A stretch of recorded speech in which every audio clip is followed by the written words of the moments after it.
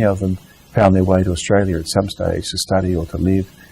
Most of them are now all back living in Beijing. But through them, I was introduced when I came back as ambassador to this wonderful world of contemporary Chinese art, and so that does fill up a fair bit of my time. I do a little bit of collecting. I'm not a major collector, but I have an interest. I love to visit studios. I love to go out to Suzhuang and meet my friends. I also like eating and drinking with my artist friends. So pretty much that fills up a lot of my time. Do you paint or draw yourself? No, I have no talents. I can neither paint, draw, nor sing. That's why I don't like karaoke, KTV, can't dance. My writing's okay, and I hope maybe to find some time to put some thoughts down in a book or two. You've been all over this country. Is there a special place that sticks out in your mind that you like to go just for fun? Interesting. I've really fallen in love with the diversity of China and the deep regional characteristics and differences. What I like doing is going to places and appreciating those differences. So I am very interested in the west of China, Gansu. I've been there several times. Xinjiang I've been 4 times or 5 times, twice for work, 3 for holidays. I've been to Tibet 4 times, once for holidays and 3 times for work. Yunnan, similar story. But central China I love as well. I've been to Sichuan so many times, and every time I go there something amazes me. A different town or city and piece of history I knew nothing about. Just last week I have a big interest in Baijiu, and one of my post-ambassadorial things I might do is I would like to be the first Laowai to write a book on Baijiu and introduce it to the outside world. Last week I was visiting Wuliangye, the biggest Baijiu producer in China. That's in a very small place called Lichun in Sichuan. Turns out to be a beautiful town, and is absolutely the beginning of the Yangtze. It's right at the center of the confluence of 2 rivers, Jinshajiang and Minjiang, and they join precisely at that town, and that's where the Yangtze begins. It's 300 kilometers upstream from Chongqing. I didn't know it existed. I went there because of the Baijiu factory. And just discovered yet another amazing place right on the edge of the mountains that eventually build up to the Tibetan plateau. So I just think it's a never unfolding journey of discovery in China. What would you like Chinese people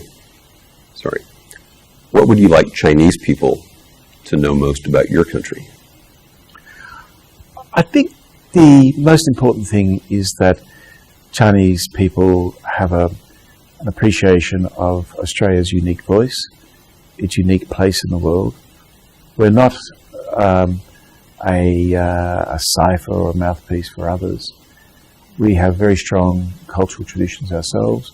Our Aboriginal culture goes back way beyond Chinese history. We are an ethnically diverse society. The second most widely spoken language in Australia is Chinese. By that I mean a mixture of Putonghua and Cantonese and Hakka and so on, but it's still Chinese, and it's the second most widely spoken language. The cities are very modern, very sophisticated, and it's a place that's really starting to come to grips with some of the big environmental challenges. So it is, I think, just a very modern, dynamic, exciting country, and a lot of the dynamism and excitement comes from its ethnic diversity. I've read in other interviews that you've talked about the lack of Mandarin teaching in Australian schools and how you think that's very important. Earlier you mentioned the number of Australian students that were in China, I think. No, it's Chinese in Australia. Chinese in Australia, I'm sorry. Okay, so can you give us a comparison of that exchange? Yeah. I don't know exactly the number on the Australian side, that is Australians studying in China. It would be no more than a couple of thousand, if that. I think this is a big problem for us, and the problem comes largely because we're lucky that English is our first language. English, of course, is the global lingua franca, and the incentives to learn other languages, particularly to learn hard languages like Chinese, Japanese, Korean or Arabic, are not seen to be that great to attract enough people into it.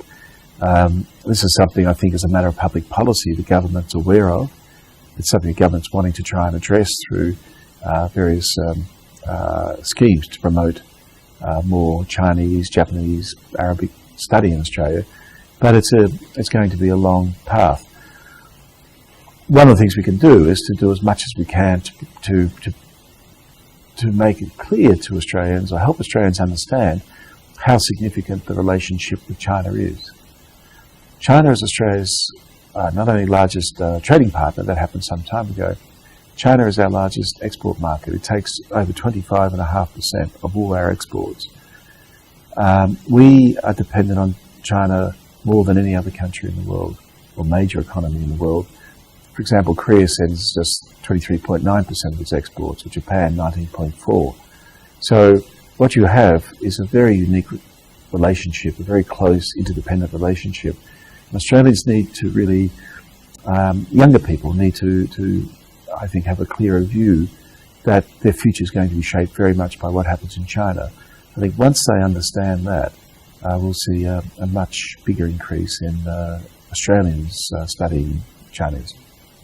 How is your Chinese? Butahao. Is it something that you use more socially than maybe actually doing negotiations in business? Yeah, look, my Chinese is not at a level where I could negotiate. I use it as best I can socially.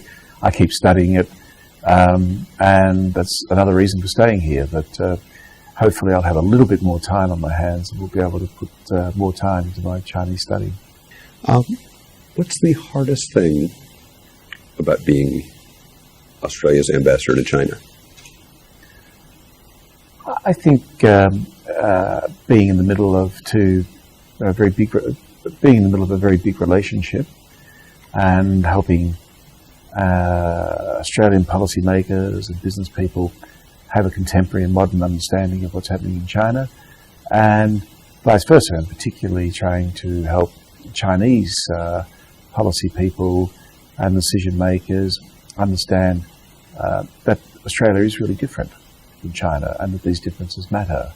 So we hear a lot from the Chinese side that foreigners have to come and understand and learn China's unique culture and so on. That's true, no argument with that. But equally, I think Chinese sometimes have great deal of difficulty in understanding how democratic systems work, particularly the role of the media, and distinguishing between what is media commentary or the commentary by backbenchers of a parliament and what is actually government policy. What is the best part of having been Australia's ambassador to China?